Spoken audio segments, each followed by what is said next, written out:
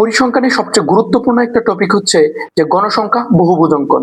তো আমাদের এখানে একটা উপাত্ত দেয়া আছে, যে উপাত্ত শ্রেণীব্যাপ্তি দেয়া আছে আর গণসংখ্যা। তো এই উপাত্তের গণসংখ্যা বহুভুজ আমাদের অঙ্কন করতে বলছে।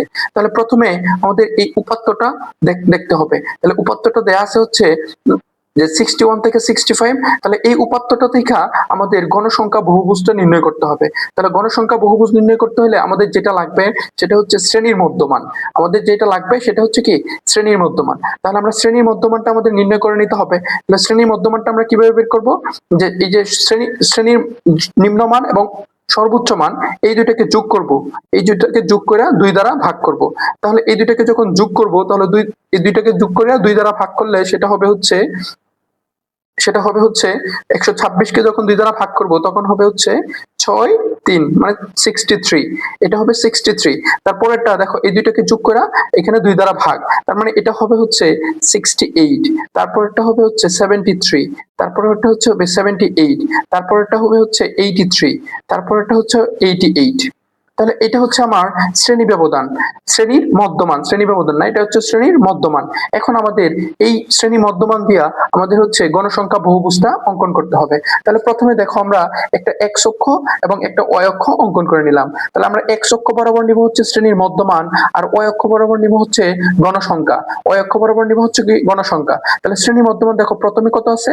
63। তাহলে আমরা যদি এখান থেকে মূলবিন্দু থেকে 63 পড়ে যায়, সেক্ষেত্রে কিন্তু আমার এখানে জায়গা নেবে না। সেক্ষেত্রে আমরা কি করব, যে এই মূলবিন্দু থেকে এই যে এই পর্যন্ত মানে 63 পর্যন্ত সংখ্যাগুলা ঘরগুলো আছে বোঝানোর জন্য আমরা এই ভাঙা চিহ্নটা ব্যবহার করছি। তাহলে এই ঘরটা হবে 63। এখন আমরা এখানে 63 না দিয়া 63 এর আগে মানে 58 দেই। আমরা এখানে 58 দিলাম। তারপরে 5 ঘর পরে হবে, আমরা নিব কত? 63। তারপরে 5 ঘর পরে নিব হচ্ছে 68। তারপরে 5 ঘর পরে নিব হচ্ছে 73। তারপরে 5 ঘর পরে নিব হচ্ছে 78। তারপরে 5 ঘর পরে নিব হচ্ছে 83। তারপরে 5 ঘর পরে নিব হচ্ছে 88। তার মানে আমাদের সর্বশেষ যেটা আছে সেটা হচ্ছে 88। তার মানে আমরা এই ঘরগুলো নিয়ে নিলাম। এরপরে আরেকটা ঘর নিয়ে নিব, সেটা হচ্ছে 93, এর পরের ঘরটা, পরে 5 ঘর। এবার দেখো, আর ওই অক্ষ বরাবর আমরা নিব কি গণসংখ্যা। তার মানে এটা 5, এটা 10, এটা 15, আর এটা কত? 20। তার মানে এখানে আমরা এক গড় সমান, এক্স অক্ষ বরাবর এক গড় সমান 1 একক নিলাম, আবার ওয়াই অক্ষ বরাবরও এক গড় সমান 1 এককে নিলাম। এবার দেখো 63 এর মধ্যে গণসংখ্যা কত আছে? 6। তাহলে 63 এর মধ্যে গণসংখ্যা হচ্ছে 6, তার মানে এটা হচ্ছে 6। তারপরে 68 এর মধ্যে গণসংখ্যা হচ্ছে 12। 68 এর মধ্যে গণসংখ্যা 12, তাহলে এখানে 10, এখানে 12। এরপরে দেখো 73 এর মধ্যে গণসংখ্যা হচ্ছে 14। 70, এখানে 10, এখানে হচ্ছে 14। তারপরে হচ্ছে 78 এর মধ্যে হচ্ছে 18। 78 এর মধ্যে হচ্ছে 18, তাহলে এটা হচ্ছে 10, 15, এটা হচ্ছে 18।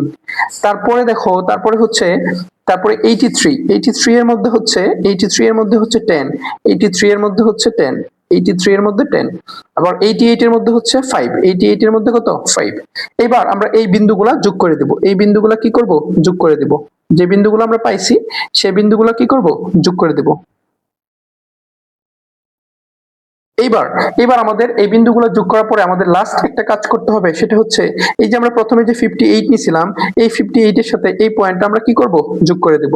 এবং শেষে যে 93 নিছিলাম সেই পয়েন্টটা আমরা এই পয়েন্টের সাথে কি করব? যোগ করে দেব। এটাই হচ্ছে আমাদের প্রদত্ত উপাত্তের গণসংখ্যা বহুভুজ।